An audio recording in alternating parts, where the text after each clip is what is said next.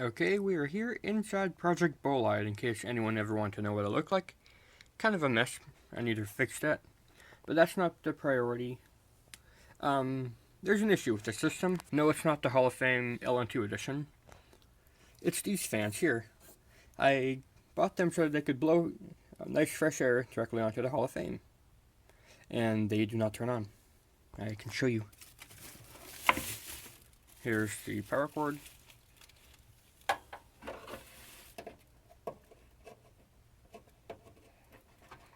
Plugged in.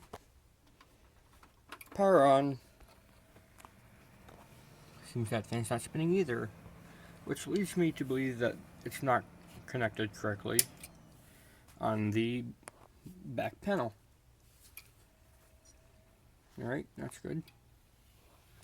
So, did the fans get disconnected here? Nope, they go in there. So it's definitely at the back panel. So I had to do what I didn't want to do and open up the back side, because that involves, ooh, I could plug in an extra PCIe power connector right there. I will, since I have one right here. Needs some length though. I'll fix that. I'll get that plugged in to give all the power possible to the LN2 edition. And 1525 megahertz overclock without adding any voltage is pretty insane. If you don't know what that is, check out my previous video on this. It's quite interesting. Either way, time to open up the back. Alright, this here's the back of it. It's even more of a mess, but it's really not important because you don't see it. And this is the fan hub I had. It works with all the other fans. And then this is the one connecting the two fans and the one front fan. And it seems to be working fine. It's still plugged in. It's like not plugged in. I did move it. It used to be here, and now it's here. And now it's all out of white balance. There we go. It used to be here, now it's here. So I'm gonna see if that made any difference. If not, then I will try taking off the one front fan and having it back on the board so that it's under the motherboard's control. I would prefer to have them all under my control so that I can choose when to have it quiet or not. But I guess I can't get everything. And then I have more PCIe cables here because I was wanting to get the Zotac Amp Extreme 980 Ti so that I could compare them. But instead I decided to spend the money on getting a fully built AMD system. And this AMD system will have a 9590 liquid cooled and the R9 3890X. So that would be pretty sweet. I have everything underway and it should be a fun project. And I'm not going to compare the 390X to the 980 Ti because I know the closest AMD competitor to the 980 Ti is the Fury X. And I guess I could have gotten one of those, but nah. Just a fully built AMD system I feel is better. So enough of you staring at this big cluster of wires and see if moving this did anything. If not, then I'll have to find out something else. Alright, with those things swapped, we're going to see if it makes a difference, as in it actually works. So there goes the switch. And no, it didn't change anything. That's disappointing.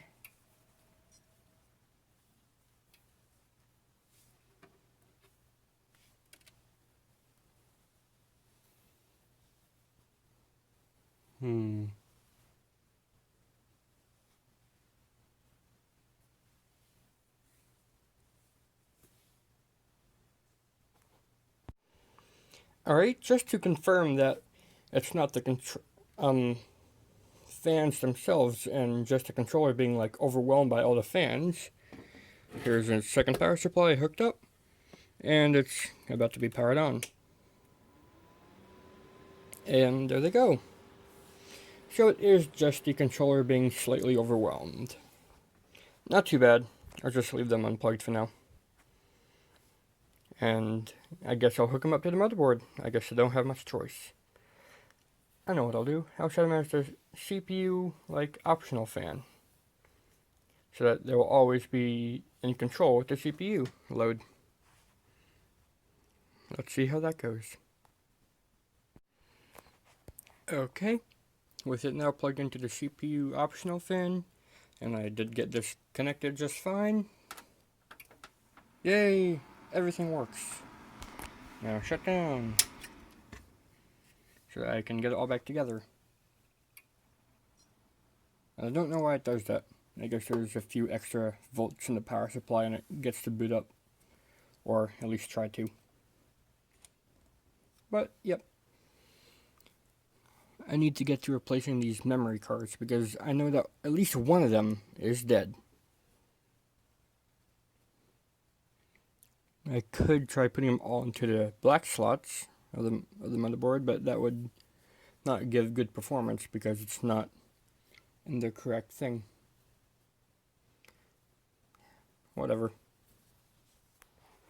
So with it all finally working again, and these fans having a purpose to help cool down the Hall of Fame so I can get a higher overclock, possibly. Success. I'm calling it a success.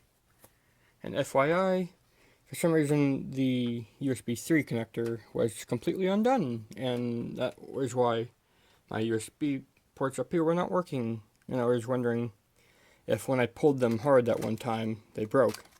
But it turns out, no, it's just everything else falling apart. I need to redo this monstrosity of keeping the LCD strip up and in place for more than 5 seconds.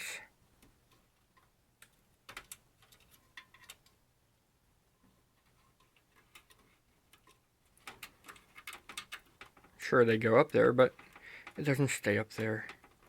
Such is life. So I'll get this fixed and then boot it up and see what we can do. As in, just turn it on and make sure it doesn't explode. Okay, the good news is it didn't explode immediately. The bad news is it's always on full speed because it's not a PWM end thing. So I'm going to have to move it to CPU fan header 1 where that has full control. And the main CPU fan you can fully control, but the CPU optional fan, it seems like you cannot fully control. It's stupid, I don't get it.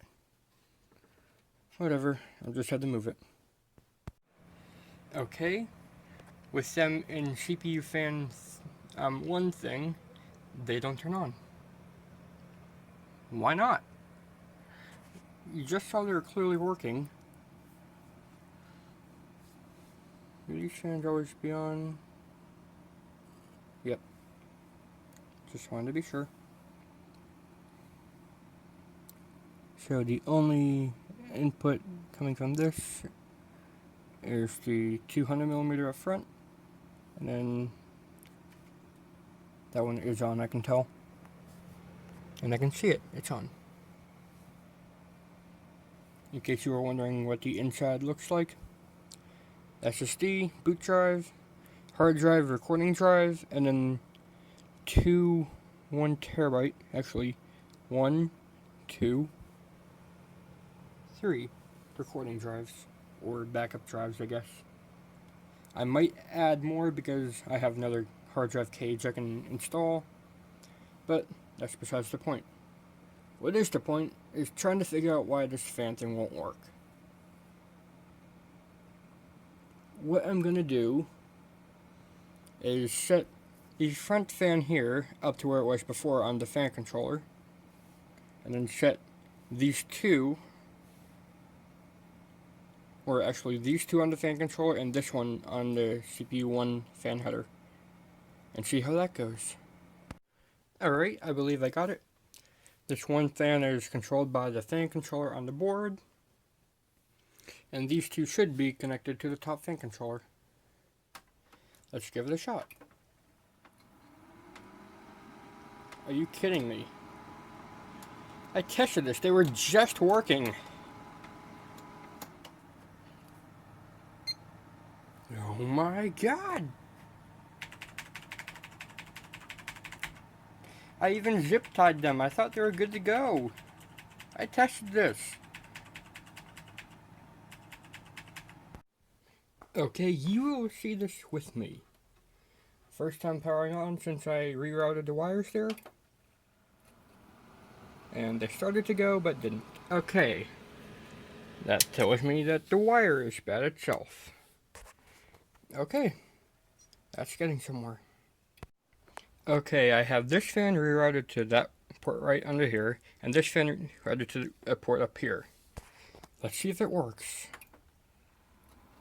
Yay. Happiness. I haven't felt this in forever. Alright, you're working. I'm done. Yay, it's up and running. I have like no percentage of battery life left because that's how much the HTC One M9's battery sucks. I started at 60, and this 10-minute ordeal lasted me to 15% I'm at now. Thank you, HTC. We'll miss you.